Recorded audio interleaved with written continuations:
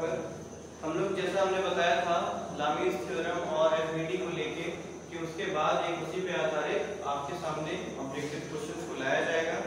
तो ये 5 क्वेश्चंस की एक लिस्ट है, ठीक है। ये जो महत्वपूर्ण सवाल आपके इस टॉपिक से बन सकते हैं वो चीज़ हमने यहाँ पे नोट कर ली है।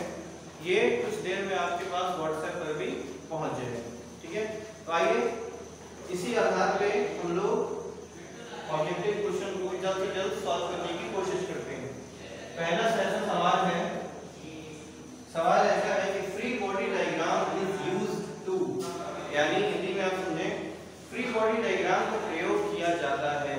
कहाँ का प्रयोग किया जाता है? ऑप्शन देखिए, सिंप्लीफिकेशन ऑफ सॉल्यूशन, यानी सॉल्यूशन को हल करने के तरीके को और आसान बनाना, ठीक है।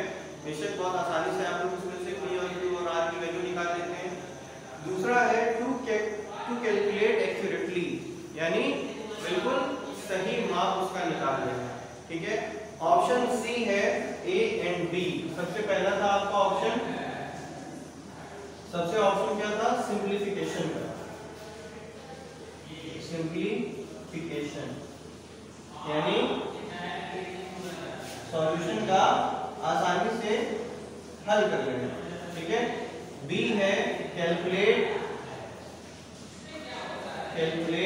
एक्यूरेटली, यानी बिल्कुल प्रिसाइजली आप उसका आंसर निकाल लें। सी है ए और बी दोनों, ए एंड बी दोनों, ठीक है। और डी क्या है? None of the, none of the, ठीक है ना।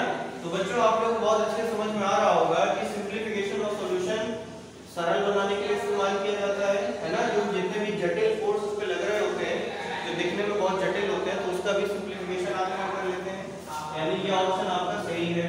साथ ही साथ आप उससे वैल्यूज एकदम एक्यूरेटली निकाल लेते हैं, यानी ये ऑप्शन भी सही है। अब होगा क्या? ऑप्शन नंबर सी में देखिए, जब दोनों ही आपका ऑप्शन सही है तो सी में आपका ए व बी दोनों दिया है, यानी करेक्ट आंसर आपका ये होगा जिसमें आप ए व बी दोनों सही मान रहे हैं, ठीक है ना।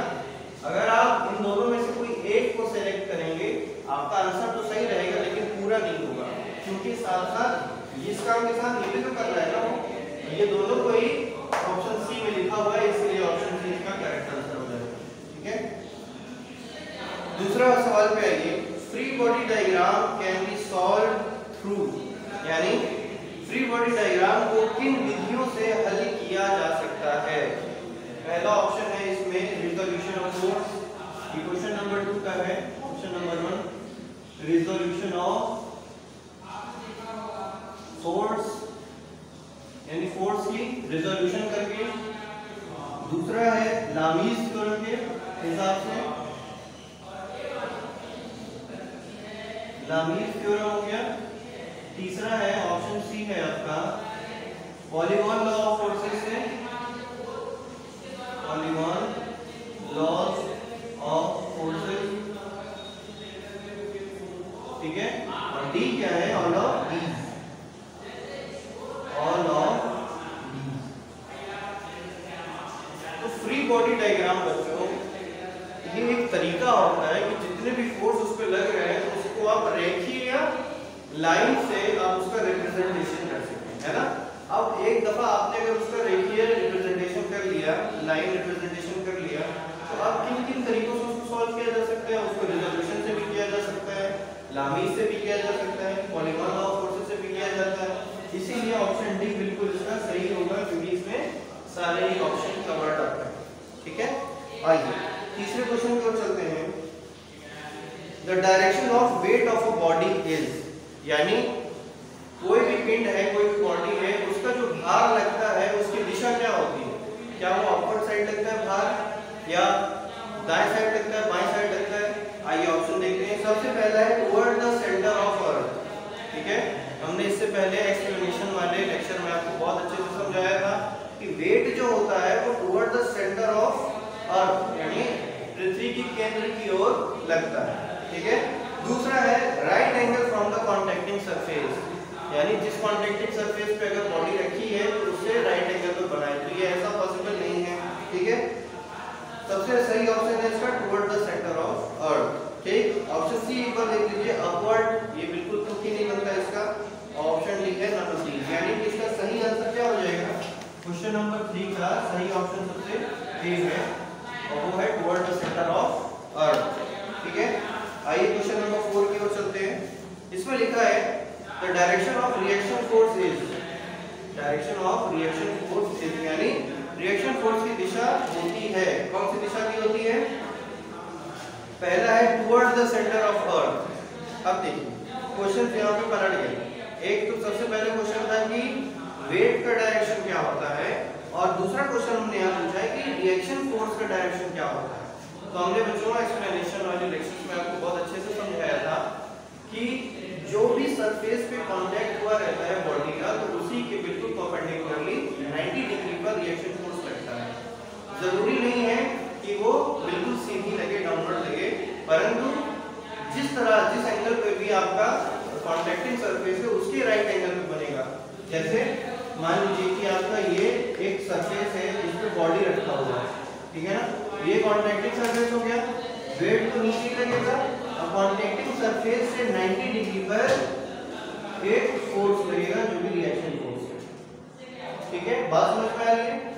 और यहीं पे अगर ये ऐसा सरफेस हो जाता है और बॉडी ऐसे रखी हुई है, वेट तो आपका डाउनवर्ड लगेगा टुवर्ड द सेंटर ऑफ अर्थ, पर इसी पॉइंट से ये कांटेक्टिंग सरफेस है, इससे 90 एंगल बनाता हुआ रिएक्शन फोर्स लगेगा ऊपर की तरफ। तो यहाँ पर देखिए डिफरेंस आ गया। आपको चीज समझने वाली क्या है कि रिएक्शन फोर्स उसी डायरेक्शन में लगता है जो कि राइट एंगल होता है कांटेक्टिंग सरफेस में। तो क्वेश्चन नंबर 4 का सही ऑप्शन है बी। बी ऑप्शन है क्वेश्चन नंबर 4 का सही जवाब। डी वाले में क्या लिखा हुआ है? Right angle from the contacting surface. ठीक है, सी ऑप्शन है डाउनवर्ड, डाउनवर्ड होगा ही नहीं, कतई नहीं होगा, और ऑप्शन डी है नन ऑफ दीस। तो इन सभी में से जो ऑप्शन डी है वो बिल्कुल सही है।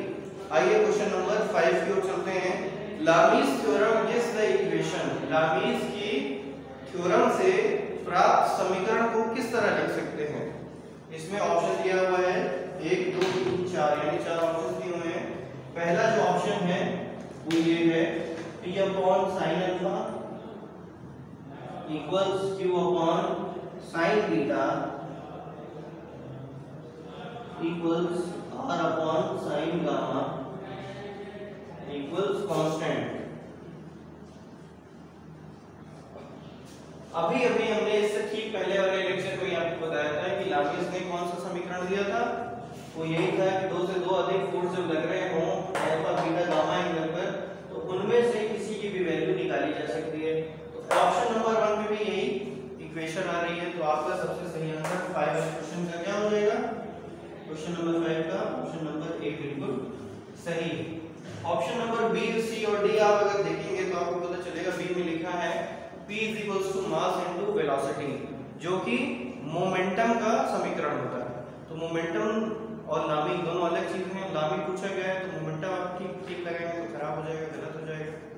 ऑप्शन नंबर सी में लिखा है R = p² + q² + 2pq cos theta. ये किसका समीकरण था? कुछ याद आ रहा होगा आप लोगों को? ये हम लोग ने एनालिटिकल मेथड में रिजल्टेंट फोर्स का समीकरण निकाला था। तो रिजल्टेंट फोर्स तो पूछा नहीं है, यानी ऑप्शन नंबर बी और सी ये दोनों गलत हो गए।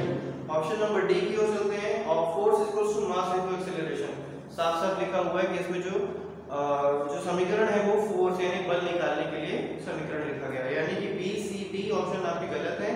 जो बच रहा है ऑप्शन नंबर ए वो बिल्कुल सही है। तो बच्चों ये था आप लोग का आज का पूरा यूनिट 2 का पूरा ऑब्जेक्टिव यहाँ कंप्लीट हो गया।